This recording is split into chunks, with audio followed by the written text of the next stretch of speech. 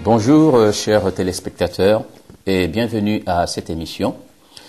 Je voudrais parler avec vous aujourd'hui concernant la foi, parce que nous sommes dans les temps que je considère comme les temps de la fin, où Jésus a dit une phrase dans l'évangile de Luc au chapitre 18, « Quand le Fils de l'homme viendra sur terre, trouvera-t-il encore la foi ?»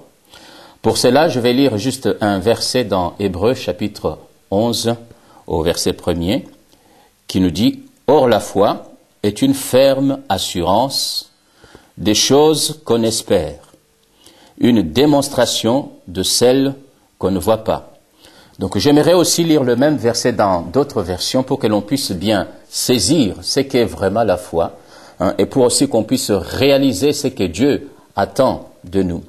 Donc par exemple dans la version Osterval, il est dit que la foi est une ferme attente des choses qu'on espère, une démonstration de celles qu'on ne voit pas ou qu'on ne voit point. Donc une ferme attente.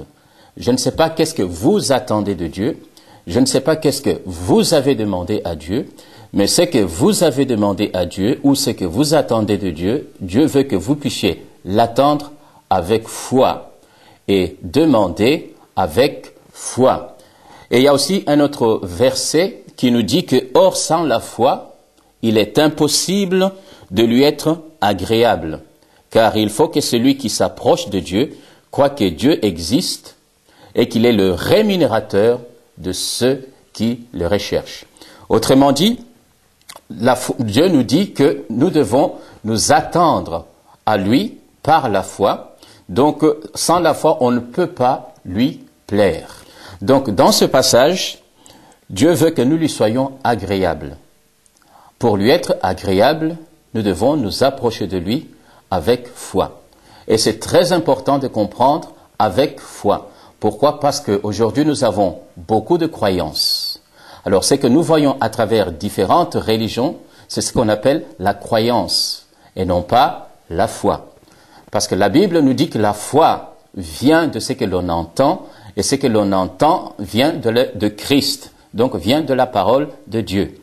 Donc, il est impossible d'être agréable à Dieu sans la foi.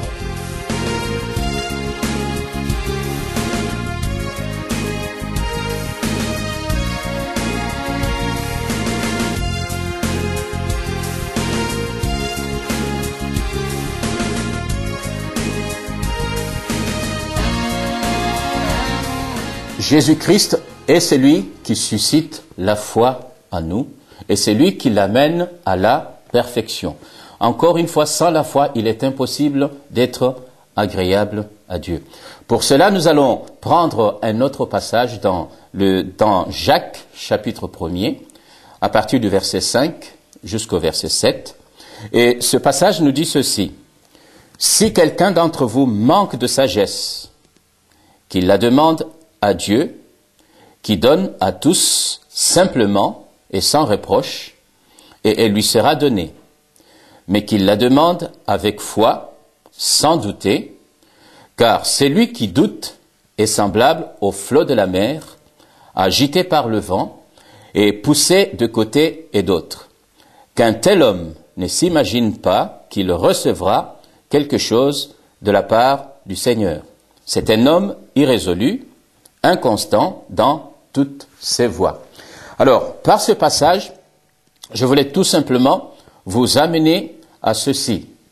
Oui, Dieu veut que tu demandes, mais il veut que tu demandes avec foi. Oui, Dieu veut que tu demandes et il veut que tu demandes sans douter. Alors, je vais vous donner le témoignage d'une femme qui était paralysée. Cette femme, donc, était dans sa chaise roulante depuis plusieurs années. Elle fréquentait une assemblée où on priait pour les malades, mais chaque fois qu'elle s'approchait, qu'elle s'avançait, elle n'était pas guérie. Puis, un jour, se réveillant le matin, elle dit à haute voix, « Aujourd'hui, c'est mon jour. » Et les personnes qui étaient à côté de lui ont demandé à savoir, « Pourquoi vous dites ça ?» Elle dit, « Parce qu'aujourd'hui, je vais être guéri. » Alors, il avait la foi dans son cœur qui a été suscitée par Jésus et elle a demandé chaque fois qu'elle allait aux réunions, donc elle était accompagnée par un chauffeur avec une camionnette, et le chauffeur l'attendait dehors jusqu'à la fin de la réunion pour la ramener. Et voici que ce jour-là, elle dit à son chauffeur, « Aujourd'hui, vous ne m'attendez pas, je vais rentrer seule à la maison. » Puis le chauffeur l'a regardé étonné et dit, « Vous êtes sûr? Ne vous inquiétez pas, hein, je rentrerai seule aujourd'hui à la maison. » Et ensuite, elle est entrée, la réunion a commencé. Après l'étude dans la réunion, il y a eu un temps de prière. Et au moment de ce temps de prière, elle s'est avancée comme d'habitude. Et voici cette fois-ci, en priant pour elle, elle était complètement guérie et elle était sortie de sa chaise roulante. Alors, pourquoi est-ce que je donne ce témoignage? C'est juste pour montrer que elle avait la foi dans son cœur. Elle n'avait pas douté de ce que Dieu, par le Saint-Esprit, avait mis dans son cœur. Et elle avait donc l'assurance que Dieu entendrait ce jour-là sa prière et qu'elle exaucerait sa prière. Et elle est partie de ces lieux ce jour-là sans chaise roulante.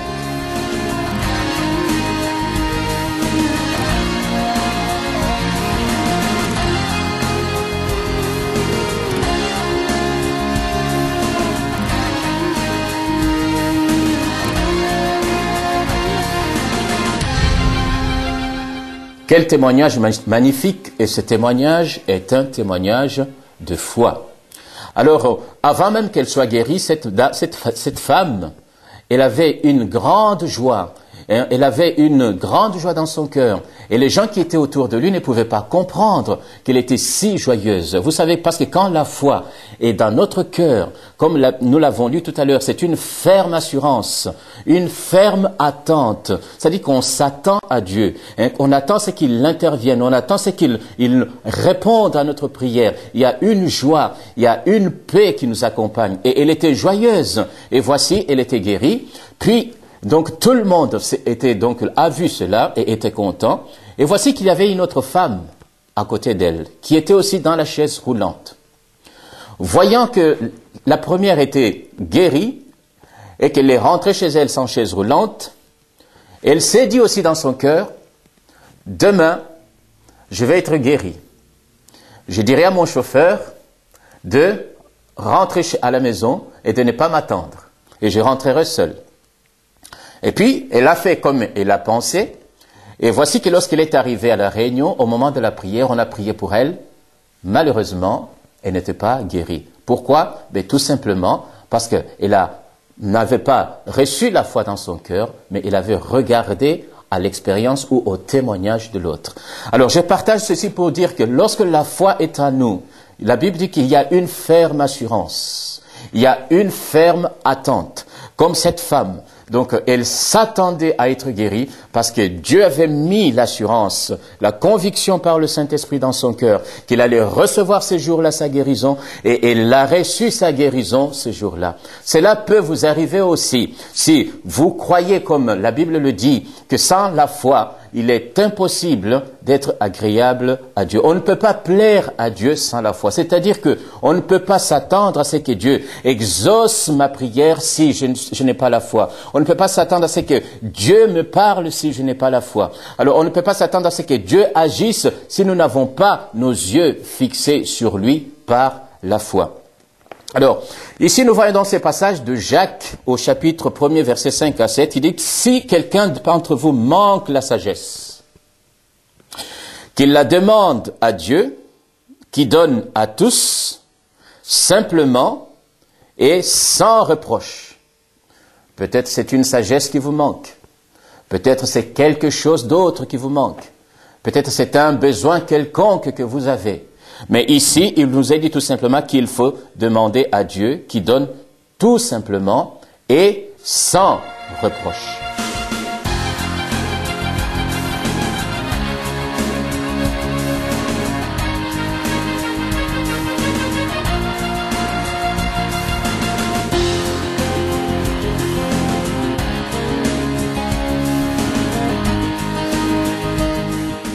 Et dans le verset 6, toujours de Jacques chapitre 1er, verset 5 à 7, au verset 6, nous a dit, mais qu'il la demande avec foi.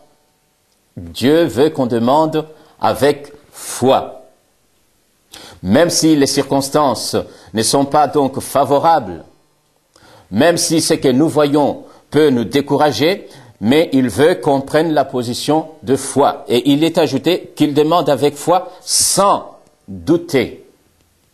Alors le plus important ici, c'est de ne pas douter. Cette femme dont j'ai donné le témoignage n'avait pas douté un seul instant que Dieu allait la guérir, que Dieu allait intervenir. Donc, si je peux vous donner un secret de la foi, c'est de ne pas douter. Parce qu'il a dit, car c'est lui qui doute est semblable au flot de la mer, agité par le vent et poussé de côté et d'autre. Et si nous sommes dans cet état d'esprit, nous ne pouvons rien recevoir de la part de Dieu. Donc, si nous sommes dans cet état d'esprit, nous ne pouvons pas voir la main de Dieu agir. Alors c'est pourquoi je vous exhorte, c'est pourquoi je vous encourage encore de nous vous approcher de Dieu avec foi et sans douter. Nous pouvons voir plusieurs témoignages dans les évangiles que chaque fois que l'homme avait douté, l'action de Dieu s'arrêtait. Je peux prendre l'exemple de Pierre qui a marché sur les eaux dans Matthieu chapitre 14, versets 23 à 31. Quand Pierre a reconnu que c'était Jésus qui marchait sur les eaux, il a dit, Seigneur, si c'est toi, ordonne que je vienne. Et Jésus a dit à Pierre de venir.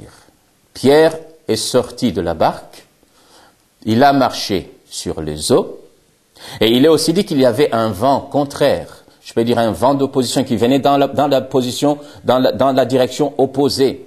Alors, il est sorti de la barque, il a marché sur les eaux. Donc, à un moment, lorsque le vent était fort, il a coulé. Et en ce moment-là, Jésus lui a tendu la main et lui a dit, « Homme de peu de foi, pourquoi as-tu douté ?» Il n'est pas dit qu'il n'avait pas de foi, mais il est dit qu'il avait douté. Et au moment où il avait douté, il a coulé. Alors c'est pourquoi je vous exhorte encore et je vous encourage, approchez-vous de Dieu avec foi, avec assurance et sans douter, quelle que soit la situation dans laquelle vous vous trouvez, quelles que soient les difficultés ou les épreuves que vous rencontrez en ce moment, Dieu est capable d'agir et d'intervenir et de te secourir.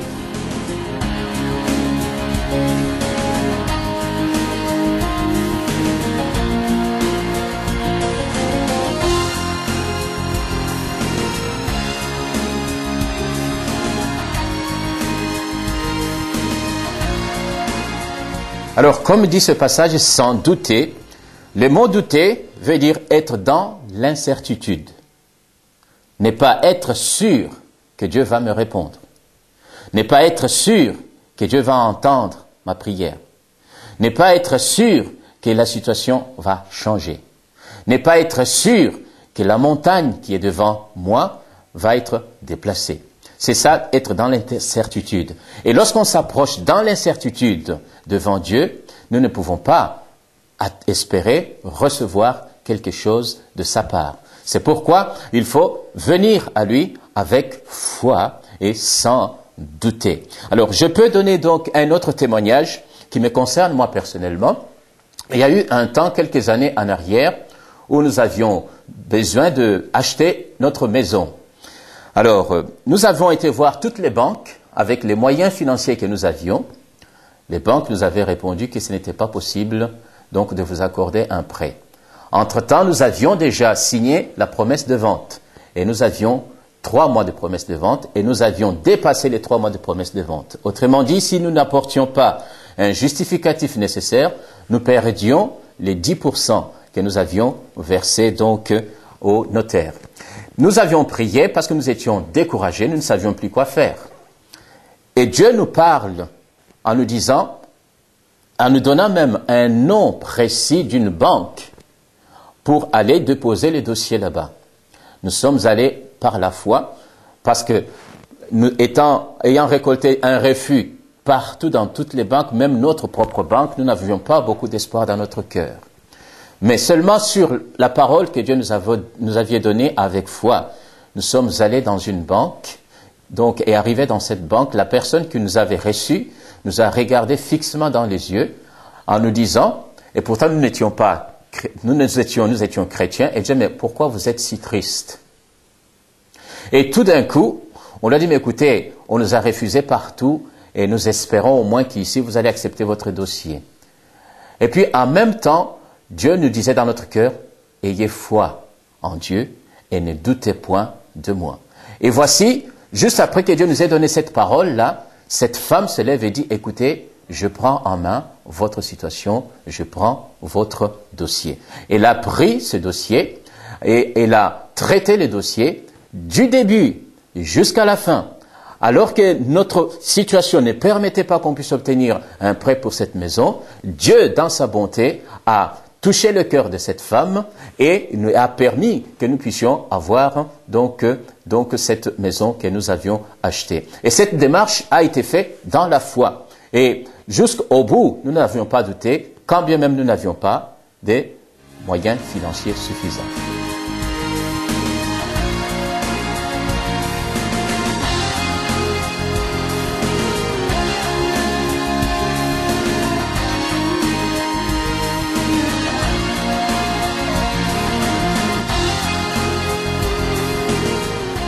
S'il y a un mot-clé que je peux laisser sur votre cœur, c'est ce mot « n'est pas douter ». N'est pas douter. S'approcher de Dieu avec foi. S'approcher de Dieu avec assurance. Pourquoi? Parce qu'il est écrit dans la Bible qu'il est le rémunérateur de ceux qui le cherchent, c'est-à-dire qu'il le récompense ceux qui le cherchent. Et il y a même un autre passage qui dit « Vous me chercherez et vous me trouverez si vous me cherchez de tout votre cœur. » Alors vous savez, comme vous, comme moi, comme les disciples, nous avions aussi traversé des moments qui sont des doutes. Mais Dieu est là pour nous relever. Peut-être ce message est là pour te dire, ne doute plus. Peut-être ce message est là pour te dire, ranime ta foi, reviens à Dieu.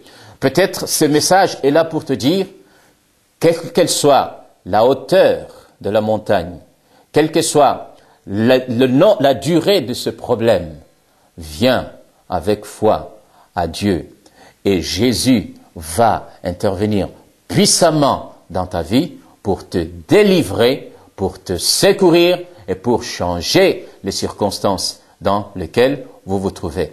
Qu'importe ce qui se passe autour, qu'importe la crise politique ou crise économique, qu'importe la situation, mais Dieu ne change pas. Jésus est le même hier, aujourd'hui et éternellement.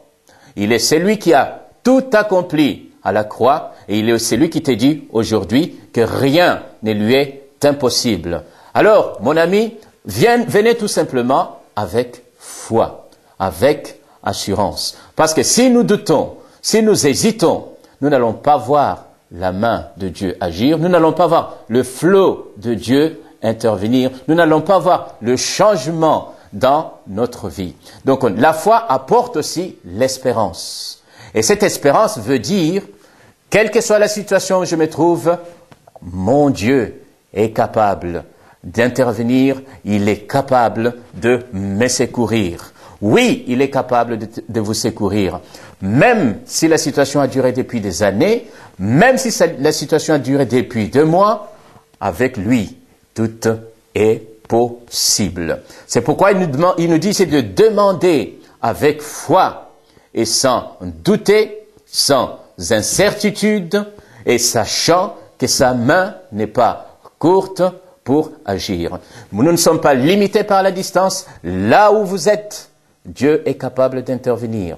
Là où vous êtes, Dieu est capable de vous secourir. Là où vous êtes, Dieu est capable de vous délivrer. Mais seulement viens avec foi.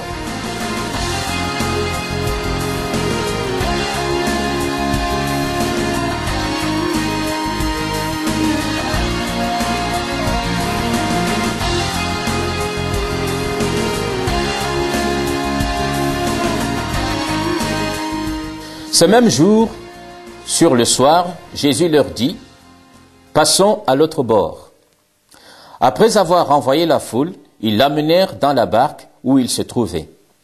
Il y avait aussi d'autres barques avec lui. Il s'éleva un grand tourbillon et les flots se jetaient dans la barque, au point qu'elle se remplissait déjà.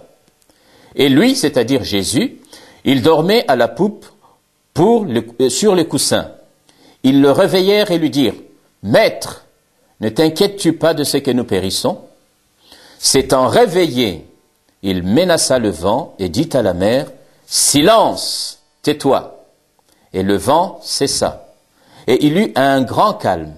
Puis il leur dit, « Pourquoi avez-vous ainsi peur? Comment n'avez-vous point de foi ?» Alors je cite ce passage pour vous montrer que parfois, notre peur, ou encore notre peur, peut entraîner un doute dans notre cœur. Et cela va empêcher la main de Dieu d'agir. Donc notre peur peut apporter des raisonnements. Parce que nous ne pouvons pas nous approcher de Dieu avec raisonnement. Mais nous devons nous approcher de Dieu avec foi. Et quand il est dit dans les Hébreux que hors la foi il est impossible d'être agréable à Dieu, ce n'est pas une proposition, c'est un constat. Il faut s'approcher avec foi à Dieu et avec assurance pour que l'on voie sa main agir. Tous ceux qui se sont confiants en Dieu, peut-être que vous étiez confiants en Dieu un temps, que vous vous êtes éloigné de lui. Mais aujourd'hui, je suis là pour vous dire, Dieu ne vous a pas oublié. Il vous rappelle, il vous demande de ranimer votre foi. Parce qu'il est capable d'agir et d'intervenir. Il vous demande de revenir à lui. Il vous demande de rejeter le raisonnement, de rejeter le doute, de rejeter les pensées qui sont contraires à la foi et à ce que Dieu dit dans sa parole, et de renouveler votre foi pour qu'il puisse vous utiliser puissamment dans vos propres difficultés et aussi vous utiliser puissamment pour les autres qui sont autour de vous. Vous voyez, Dieu n'est pas limité par le temps. Il n'est pas limité ni par l'époque. Il reste le même. Comme je l'ai déjà cité, Jésus-Christ est le même. Hier, aujourd'hui et éternellement. Venez à lui tel que vous êtes, mais avec foi.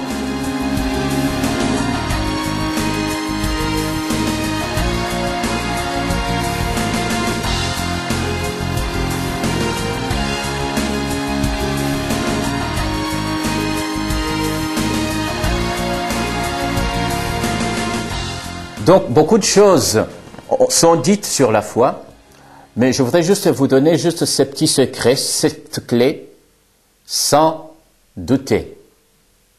Et cette conviction, c'est le Saint-Esprit qui la met dans votre cœur. Ce ne sont pas des pensées positives ou des pensées que vous-même vous pensez, ou ce ne sont pas donc se convaincre, mais c'est l'Esprit de Dieu qui atteste. Comme cette femme paralysée, il avait l'attestation dans son cœur. Et cela vibrait dans tout son être que ce jour-là était son jour. Et c'était le jour de la guérison. Alors c'était la foi qui était en elle. Donc vous aussi, donc je vous dis de ne pas douter, quelles que soient les circonstances, mais d'avancer et de venir à Jésus, qui y est celui qui suscite la foi. Et il est dit qu'il amène aussi à la perfection. Autrement dit, ce qu'il a commencé en toi, il va le finir. Si tu es fidèle, et il va finir ce qu'il a commencé en toi.